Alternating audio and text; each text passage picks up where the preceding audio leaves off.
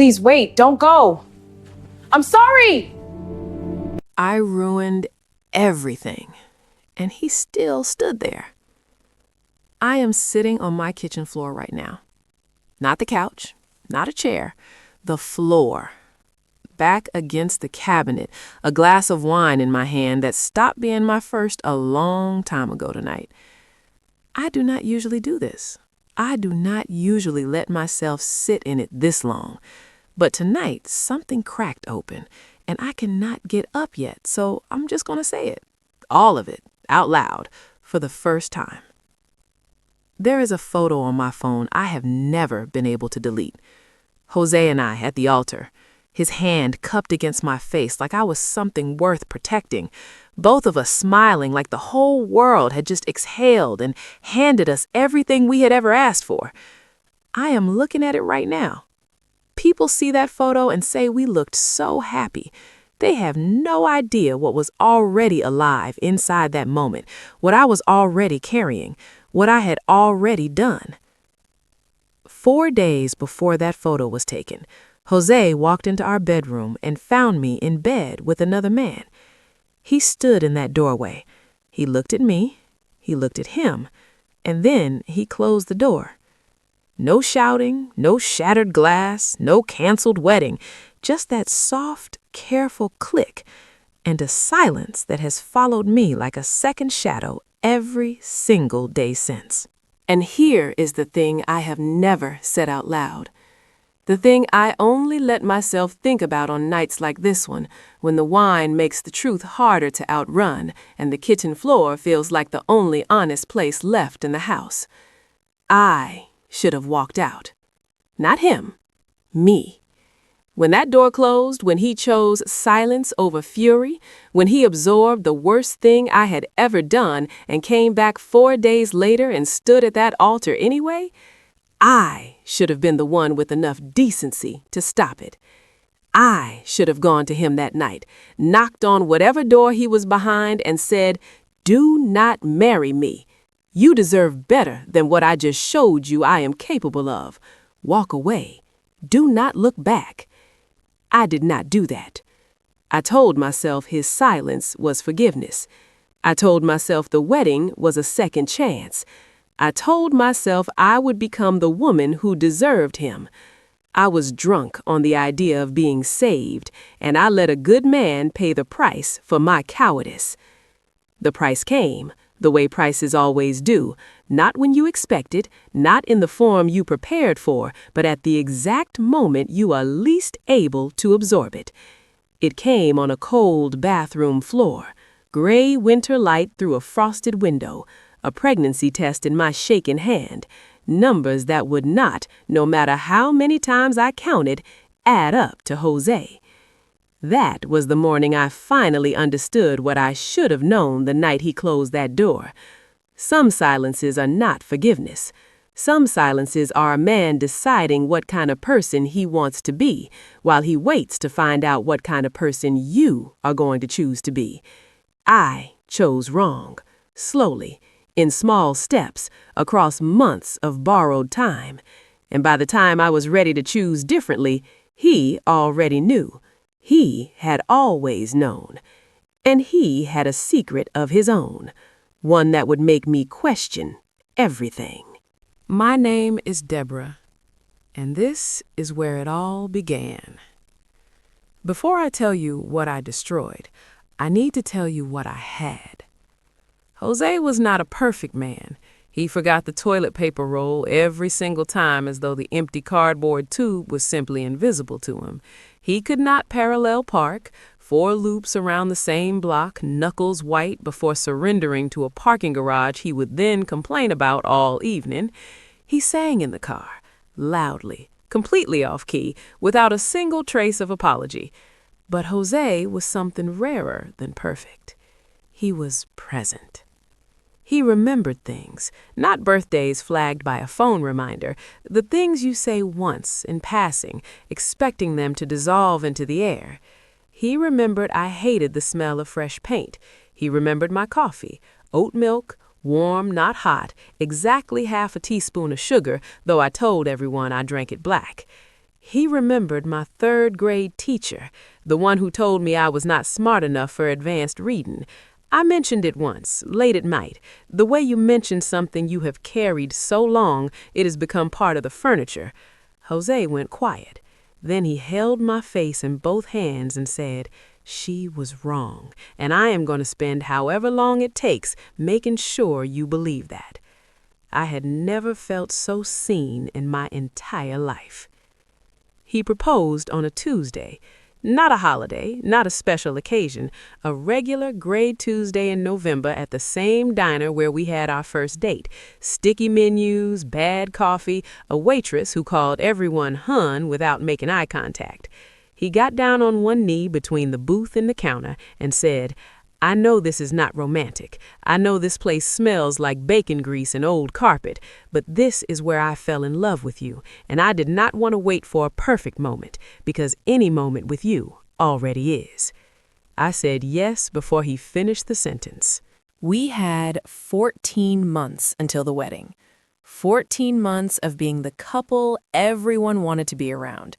His family, my family, friends who called us nauseating and meant it as the highest compliment they knew. I had everything. A golden cup filled to the rim, and I did not notice it was full until I had already started spilling it. Because underneath all of it, quiet, patient, nameless, something in me was restless. Not unhappy, not pointing at any specific wound, just a low, constant hunger I did not examine closely enough. Jose was not the problem. I know that with complete certainty now. The problem was me, and a door I was about to open that I could never walk back through. His name does not matter. He was not extraordinary, not magnetic, not someone you would look twice at in a grocery store or remember the name of a week after meeting him. Just a colleague, unremarkable in every way that should have made this impossible. There was no lightning bolt, no grand passion, no moment where I lost control of something I was desperately fighting to hold. What happened was smaller than that, much smaller. And smaller things are more dangerous because you never see them coming. It started with conversation, then longer conversation, a joke that landed harder than expected, small things about my day, then less small things, then finding myself thinking about those conversations on the drive home, not with guilt yet, just a warmth I did not examine. Each step was nothing. Every step together was everything. By the time I understood where I was standing, I had already been standing there for weeks. Not pushed, not carried, just 100 small surrenders, each one survivable on its own, collectively and quietly fatal. Jose came home early. I did not hear the key, I did not hear the hallway, I heard nothing until the bedroom door opened and the world simply stopped. He stood in the frame. He looked at me. He looked at the man beside me. He did not shout. He did not break anything. He stood there with an expression I have never been able to name. Not anger, not even pain exactly. Something quieter than both and more devastating than either. The eye of the hurricane, completely still, completely aware, already deciding. And then he closed the door. 4 days later, he stood at that altar and put his hand on my face. I cried when the officiant pronounced us married. Every person in that room smiled. They thought those tears were tears of joy. They were not joy. They were the tears of a woman who had just received the most profound act of grace she had ever been given, and who already knew in the deepest part of herself that she had done nothing to deserve a single second of it. I smiled for every photo. I danced all night. I held his hand and did not let go. The door had closed, and I told myself that meant it was over. I had no idea it was only the beginning of his patience. life resumed. The morning after our wedding, the sun came up. Coffee was made. Jose kissed my forehead before work. The world moved forward as though nothing underneath it had shifted. He never brought it up. Not once. No loaded silence, no weighted glance, no moment where his eyes said what his mouth refused. And so I worked. Harder than I had ever worked at anything in my life. I cooked meals he loved. I showed up. I laughed at his parking complaints and sang badly along to his off-key car concerts, and told myself I was becoming the wife who deserved him. For a while, it felt like it was working. But then, the tests began, and I did not even know I was being tested. The first test came on a quiet Sunday morning. I walked into the kitchen still half asleep, and Jose was already at the counter. He handed me my coffee without turning around, oat milk, warm not hot, exactly half a teaspoon of sugar, and said quietly, "You look tired this morning. I made it the way you like it." He still remembered. Through everything, he still remembered. I wrapped both hands around that mug and felt the warmth move through me and swallowed the secret sitting in my chest like a stone. I said, "Thank you." I said nothing else. First test, failed. The second test came on a Wednesday evening. He was driving, singing along to something on the radio, completely off-key, entirely unself-conscious. He glanced at me mid-lyric and grinned, and for one moment he looked so completely and purely himself that something locked in my throat. He reached over and took my hand. "Sing with me," he said. And I thought, tell him right now. This is the moment. Open your mouth and tell him the truth. I sang along instead, off-key, smiling, silent about everything that mattered. Second test, failed. The third test was the one that should have broken me open. I came into the bedroom one evening, and Jose was sitting on the edge of the bed, turning his wedding ring slowly between his fingers, cleaning it with the hem of his shirt, studying it the way you study something you have made a quiet decision about. He looked up when I came in, held my eyes for a long moment. Then he smiled, slid the ring back onto his finger, and said, "I love you. You know that, right?" Not a question. A door held open. I said, "I love you too." Walked past him, into the bathroom, turned on the shower, and stood under the water until I stopped shaking. Third test, failed. 3 chances, 3 silences, 3 open doors I chose to walk past.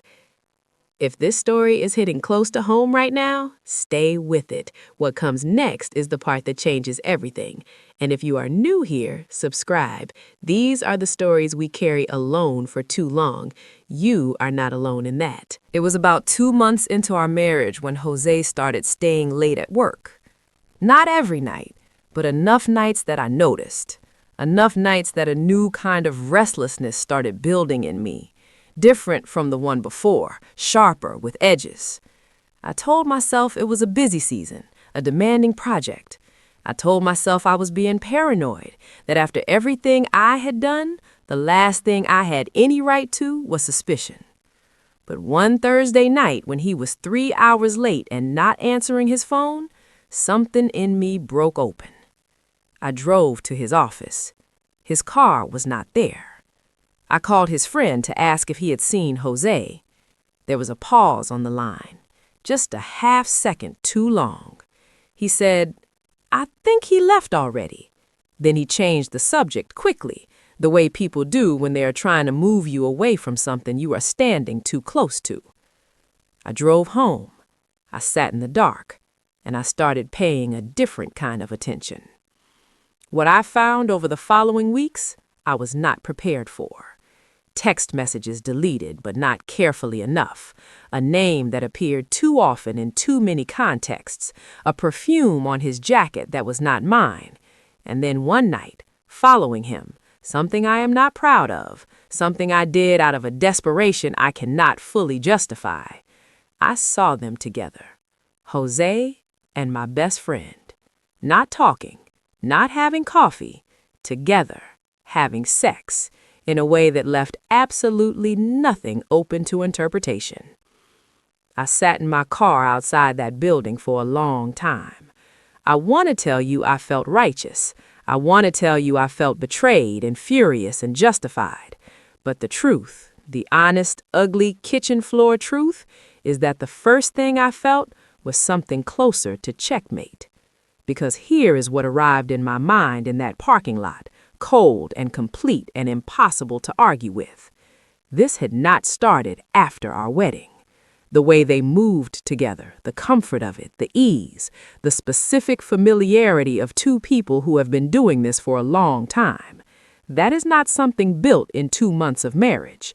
That is something older, something that was already there, already happening before he ever stood at that altar, before he ever closed that bedroom door. And the question that has lived inside me ever since, the one I have never been able to answer, the one I turn over on nights like this one, when the wine is gone and the floor is cold, is this. Did Jose forgive me because he loved me? Or did Jose forgive me because we were even? Did he close that door and choose silence not out of grace, but out of guilt? Was the man I spent months believing was a silent judge actually just a man who had been caught in his own trap and saw in my betrayal a perfect, convenient balance? I do not know. I have never known. And that not knowing is its own kind of sentence. I went home that night and I did not say a word, because I understood something that changed the entire shape of everything that had come before. We were not a wife who had failed and a husband who had forgiven. We were two people who had been lying to each other, possibly from the very beginning, and had been performing a marriage built on the agreement, never spoken, never acknowledged, to keep both secrets buried. He knew what I had done. I now knew what he had done. And we sat across from each other at that kitchen table night after night, making coffee and singing off-key and cleaning wedding rings, and neither of us said a single word. Then, weeks after I found out about Jose and her, when the shock of what he had done was still raw and unspoken between us, I found out I was pregnant. I bought the test on the way home and told myself it was stress. I stood in that bathroom, gray winter light through the frosted window, the smell of soap in the cold air, his razor on the shelf, our 2 toothbrushes side by side, and I looked at the result. For 45 seconds, I was the happiest I had been in months. A baby. And then the date occurred to me. I counted backward. Then I counted again. Then I sat very still and counted one more time with the focused desperation of someone who needs a number to be different than it is. It was not different. The cold math of the womb does not negotiate. It does not bend for hope or fear or the 45 seconds of happiness you were just holding in your hands. It simply delivers the truth that no amount of silence could permanently contain. The child I was carrying was not Jose's. I slid off the edge of the bathtub and sat down on the floor. The tiles were cold through my clothes. The light was flat and gray. The soap smelled clean and ordinary, the specific cruelty of ordinary things continuing to exist while everything else ends. His razor, my moisturizer, 2 toothbrushes. No version of this that did not cost everything. Not one. I carried it for 11 days. 11 days of lying beside Jose in the dark, knowing what I knew about him, knowing what he knew about me, knowing what neither of us had said, knowing that the baby growing inside me was the one truth in our marriage that had no silence big enough to contain it. On the 12th morning, I woke up before Jose. He was still sleeping beside me, one arm behind his head, breathing steady and slow the way he always did, looking in that moment like a man with nothing unresolved. I slid out of bed quietly, walked out of the room, closed the door softly behind me, and I called the other man. I told him I was pregnant. The silence on his end lasted long enough that I thought the call had dropped, and then he said it. "Leave your husband. I will marry you. We can do this together. Leave him and come to me. I stood in that hallway and I waited for those words to land the way I thought they might. I waited for relief, for clarity, for some version of yes that felt like the right answer. It did not come. What came instead was something I had not expected. His voice, offering me everything I might have once convinced myself I wanted, sounded completely and devastatingly wrong. Hollow in a way I could not explain, like a door opening onto a room with nothing inside it. I thought about Jose sleeping 10 feet away. Not the Jose I had been lying to, not the Jose with his own secrets and his own failures and his own carefully maintained silences. Just Jose, the man who got down on one knee in a diner that smelt like bacon grease, the man who remembered the name of my third-grade teacher, the man who had stood in a doorway and seen the worst thing I had ever done and closed the door quietly and shown up at that altar 4 days later anyway. Whatever he had done, whatever we had both done, he was still the only person in my life who had ever looked at me like I was worth staying for. I said, no. Just that. One word. And then I said, do not call me again. I ended the call. I stood in that hallway for a long moment. The house was completely still. Morning light was coming through the window at the end of the hall, pale and thin and new, the kind of light that has no opinion about what happens underneath it. I walked back into the bedroom. Jose was awake. He was lying exactly where I had left him, but his eyes were open now, looking at the ceiling. He did not turn his head when I came in, but I could tell from the stillness of him that he had been awake for a while. I sat on the edge of the bed. I looked at his profile, the line of his jaw, the way he breathed, and I said the truest thing I had said in months. I love you. I know I have no right to say that right now. I know what I have done, and I know what I know about what you have done, and I know this is not simple, and I know I have broken things that may not be fixable, but I need you to know that I love you, and I need to tell you something, and I need you to hear it from me before anything else happens. He turned his head then. He looked at me, and he said, tell me. So I did. I told him I was pregnant. I watched his face when I said it, the way something moved behind his eyes, complicated and unreadable and deeply human. Then I told him the timeline, the cold numbers with no softening. He did not move. Then I told him about the other man. And then I told him about the call I had just made from the hallway, what the other man had offered, what I had said back. I told him I had said no. I told him I had said, do not call me again. And then I told him what I knew about him, the late nights, the car that was not at his office, his friend's pause on the phone, what I had seen with my own eyes, his best friend and my best friend, the same woman, and how long I believed it had been going on. I said it all without stopping, because I understood that if I stopped, I would lose the nerve and spend the rest of my life swallowing it the way I had swallowed everything else. When I finished, the room was completely silent. He looked at the ceiling for a long time.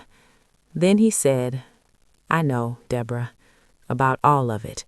I have known everything from the beginning. And then he said the thing that lives inside me every single day. She and I, it started before the wedding, before I proposed to you. I ended it when I put that ring on your finger, because I chose you. I chose you completely. And then I came home and I saw what you had done, and I stood in that doorway and I made a decision. He paused. I decided to stay, because I had not been perfect either, because I believed we could be better than what we both were in our worst moments, because I loved you in a way I have never loved anyone else, and I thought that love was enough to build something real on. Another pause, longer this time.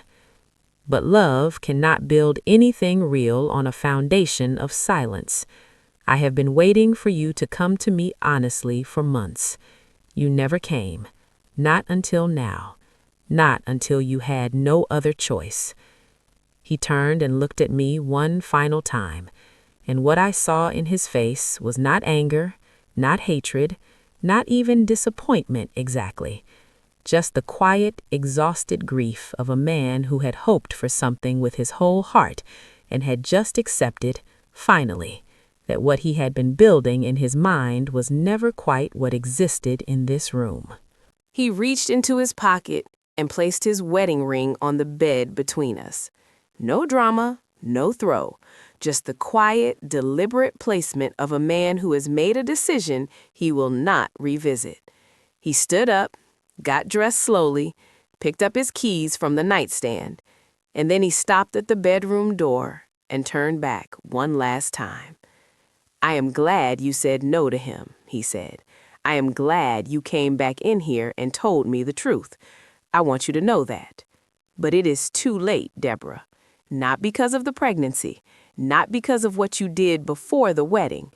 It is too late because of all the mornings in between when you could have told me and you chose not to. That is what I cannot come back from." He looked at me for one long, final moment, and then he walked out. The front door closed behind him. Quietly, the way he did everything. Jose left quietly, the way he did everything. His clothes were gone from the closet, his razor gone from the bathroom shelf, the off-key singing gone from the car, the hand that used to find mine in the dark, gone. I called him twice in the first week. He picked up both times. He was not mean about it. He was not cold. He just sounded like a man who had already finished grieving and had nothing left to argue about. My best friend never picked up at all. I stopped calling after the third day. The first night alone, I lay on his side of the bed. I do not know why. I think I needed to feel what his absence felt like from the inside. It felt like a house where all the furniture had been removed. Everything still the right shape, everything completely wrong. Months passed the way months do when you are getting through days rather than actually living them. And then the baby came, a Thursday morning in early spring. I looked at my daughter's face in that hospital room and felt a love hit me so fast and so completely that it took my breath away. Pure, simple, real. And in that exact same moment, not after, at the exact same time, I felt the full weight of everything that small, perfect face was going to grow up without. Both feelings at once. One did not cancel the other. They just sat together in my chest, and I understood they were going to live there together permanently. Nobody tells you that. You love the child completely, you grieve what they are missing completely. Both, at the same time, forever. I brought her home to a room I had painted myself. Jose was already gone before the first coat of paint dried. He never saw it. Never saw the uneven edges or the slightly wrong shade of yellow I picked under bad store lighting. Never saw the little white crib in the corner or the soft lamp on the shelf. There is a rocking chair in that room. One chair. I sit in it every night and listen to my daughter breathe. That small, steady sound that somehow makes the quiet around it feel bigger. And I think about Jose, not just the man I lost, the full picture of him, the man who remembered every small detail I ever mentioned, who proposed in a diner that smelled like bacon grease, who stood in a doorway and saw the worst thing I had ever done, who had his own secrets and his own failures, just like me, who left not because he stopped loving me, but because I kept choosing silence over honesty until honesty had nowhere left to go. I think about 45 seconds sitting on the edge of a bathtub feeling happy. I think about 3 moments where he gave me the chance to tell the truth and I said nothing. I think about 11 days carrying a secret on a cold bathroom floor. I think about standing in a hallway in the early morning and saying no to the wrong man.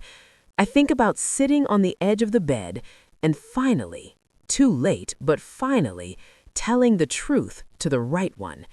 And I think about the question I will never be able to answer. Did he stay as long as he did because he loved me, or did he stay because we were even? I do not know. I have asked myself that question 1,000 times on 1,000 nights just like this one. I still do not know.